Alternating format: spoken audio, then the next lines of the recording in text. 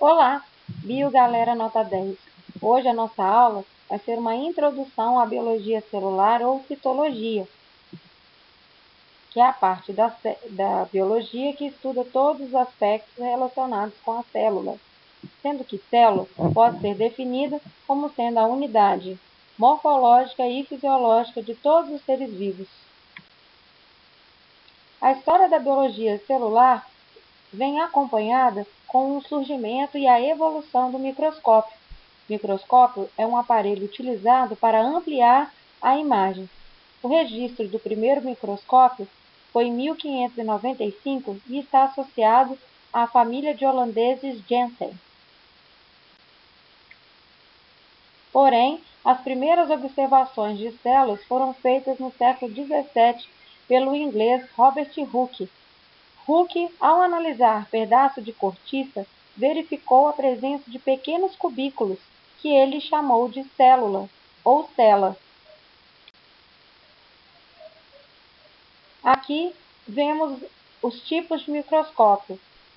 O mais comum, chamado de microscópio óptico, que utiliza feixe de luz para ampliar a imagem em até 2.000 vezes.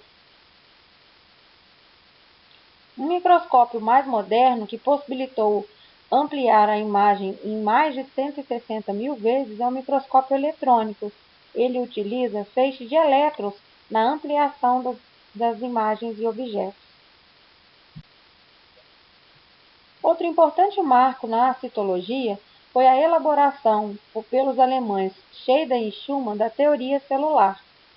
Segundo essa teoria, todos os seres vivos são formados por pelo menos uma célula. A teoria celular também tem outras leis, como, por exemplo, a segunda lei atribuída ao cientista Virchow. Para Virchow, toda célula se origina de outra célula pré-existente. Já a terceira lei da biologia celular atribui a célula sendo a sede das reações metabólicas de todos os organismos. E a quarta e última lei atribui à célula a sede da nossa hereditariedade. Porém, nem todos os seres vivos são formados por células, porque nós temos uma exceção. A exceção a essa regra são os vírus, chamados por isso de seres acelulares. Quanto ao número de células, os seres vivos podem ser divididos em mais dois tipos: os unicelulares, aqueles que só têm uma única célula, e os pluricelulares, que apresentam mais de uma célula. E em relação aos tipos celulares, nós temos os organismos que são procariontes, apresentando a célula mais simples, representando pelas bactérias e cianobactérias. Já os eucariontes apresentam a célula eucariota mais elaborada, representantes desse grupo de organismos, os protozoários, as algas, fungos, animais e vegetais. Quanto ao formato e o tamanho das células, nós temos uma grande diversidade. A forma das células podem ser discoides, como nas hemácias, estreladas, como no neurônio, alongadas, como nas células do músculo liso, ou esféricas, como num óvulo. Já o tamanho, nós temos células, a maioria das células são microscópicas, mas nós temos células que conseguem ser visualizadas a olho nu, células chamadas de macroscópicas, como por exemplo o ovo. Aqui vemos uma imagem de uma célula procariota, de uma bactéria, onde nós conseguimos verificar a presença dos 4 componentes básicos existentes em todas as células, que são a membrana plasmática, de constituição lipoproteica, ajuda a separar o meio intra e extracelular. Envolve toda a célula. O citoplasma, região no interior da célula que preenche os espaços vazios.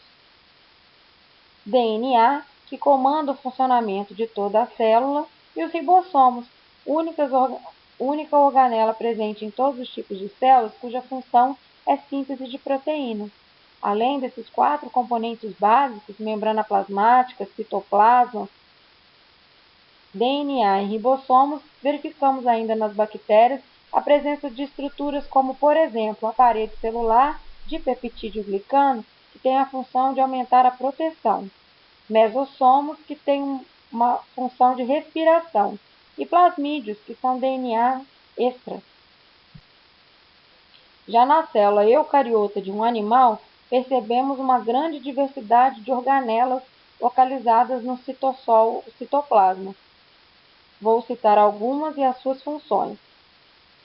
Os lisossomos que atuam no processo de digestão intracelular.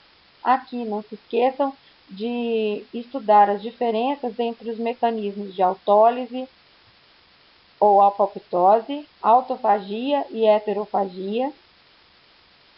O vacúolo digestivo, centríolos, responsáveis pela divisão celular e formação de cílios e flagelos, mitocôndrias, responsáveis pela produção de energia, respiração celular, retículo endoplasmático liso ou não granuloso, responsável pelo transporte de substâncias e síntese de esteroides, retículo endoplasmático rugoso granuloso, que apresenta ribossomos na sua parede, portanto tem a mesma função dos ribossomos, que é a síntese de proteínas, presença do complexo golgiense, que é a organela com maior número de funções, como armazenamento e secreção de substâncias, formação do acrossomo e lisossomos, por exemplo. Também verificamos nesse desenho a presença dos microtúbulos e microfilamentos, que formam o citoesqueleto do citoplasma, que atua na sustentação da célula.